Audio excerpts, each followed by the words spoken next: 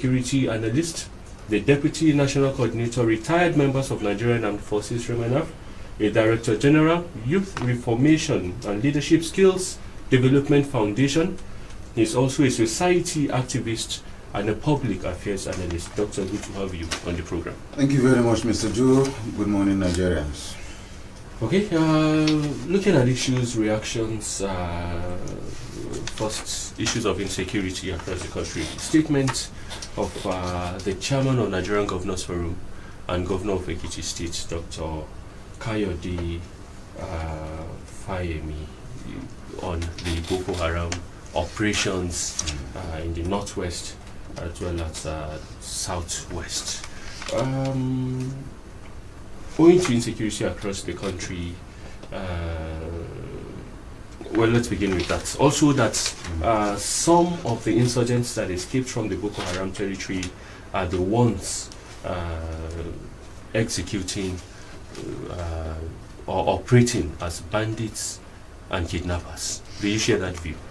Well, yes, I share his view, but then his view is just coming late, though they say it's better late than never, but his view is actually coming late. I think we've had these views in the last 1 year, when the service chiefs, or rather when the president come up to say that the Boko Haram members have been dislodged, that there are only remnant of them attacking selected innocent areas and victims, that since it was said that they have been dislodged technically, and then there goes the rise of banditry, kidnapping, and then what do you call it, cattle rustling.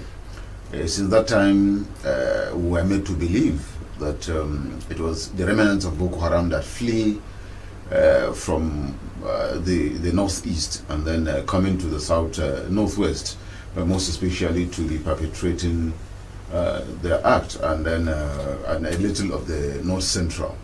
But it's just that of saying that the remnants or the fleeing Boko Harams are also now in southwest, and then perpetrating kidnapping. I want to, like I said, it's better late than never.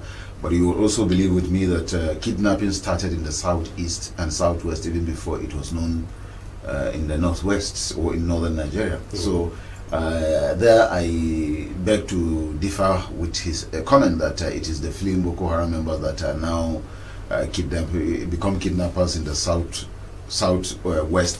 or south or even southeast. I repeat, there were kidnapping started in the southwest and in the southeast, south and later southwest, before we started having it in the north. So kidnapping has been there even before the event of Boko Haram. It has been known that that is the area where kidnapping and armed robbery was rampant before it gradually migrated itself to northern Nigeria. But be that as it may, you might have the increase in that, or to an extent you would agree with me that the level of kidnapping and if you like armed robbery to a certain level subsided in the southwest and even the south.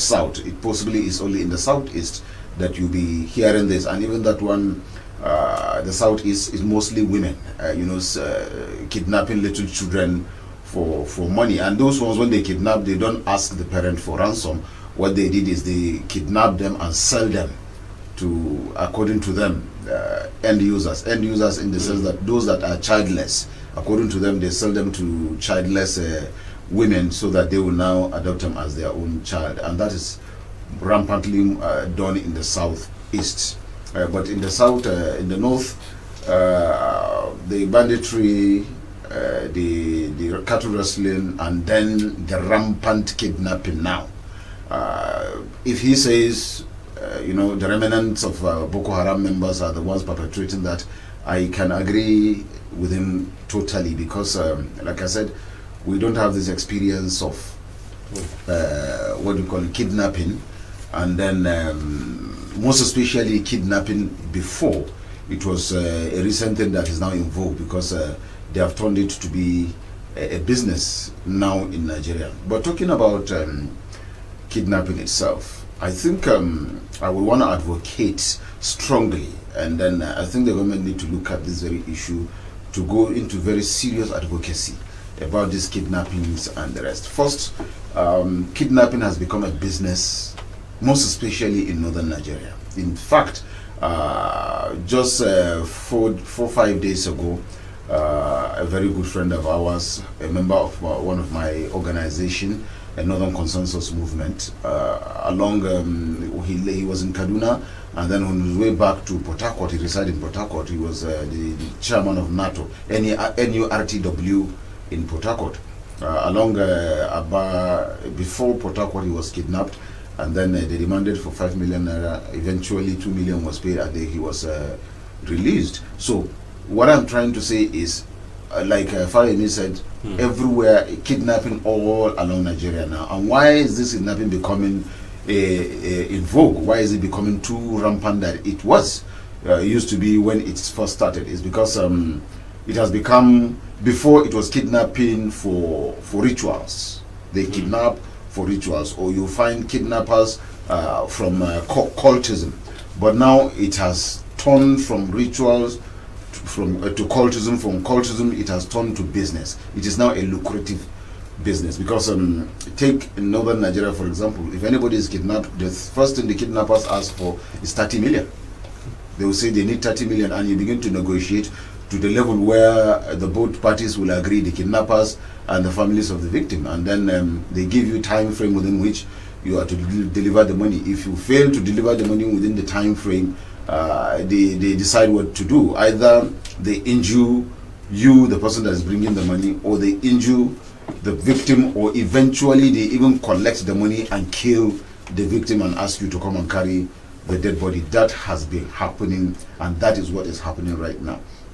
So my advocacy, or my strong suggestion to government is, since the kidnappers has found kidnapping as a business, then government should go into a very serious advocacy of not allowing anybody to pay any ransom. I think it's because ransom is being paid. They kidnap, they ask for ransom, and people pay those ransom. That is why even a lay boy in the street will now sit and be thinking, if this person is also kidnapped and within 5 days 5 million, 7 million, 3 million, 10 million was paid to rescue him, they begin to think it's a business. So they also begin to have these feelings and thinking that they don't have work to do, they don't know where to get what to take care of themselves with. So they could easily be lowered into the kidnapping business. So I think the government should begin to make strong advocacy in the sense that they should make the people understand that you didn't need to pay ransom, even if security agents have, or when such issues happen, try to discourage the relatives not to pay this ransom. But you find out at times through the back door, or even when arrangements are made, the kidnappers also inform that they are aware the moves one is taking, and paying is one thing, rescuing these loved ones is another thing. Honestly, it has become very, very, very, it is a very terrible situation. Very, very terrible, very scary, so inhuman in the way they carry these things in the first place. Like I said, they ask for ransom, even if the family pays the ransom, for as long as they delay a little bit longer than necessary. As far as the kidnappers are concerned, they take a decisive action of sometimes even killing the victim, and also at the same time collecting the money. I think the government need to look critically into this and take necessary steps and action about it.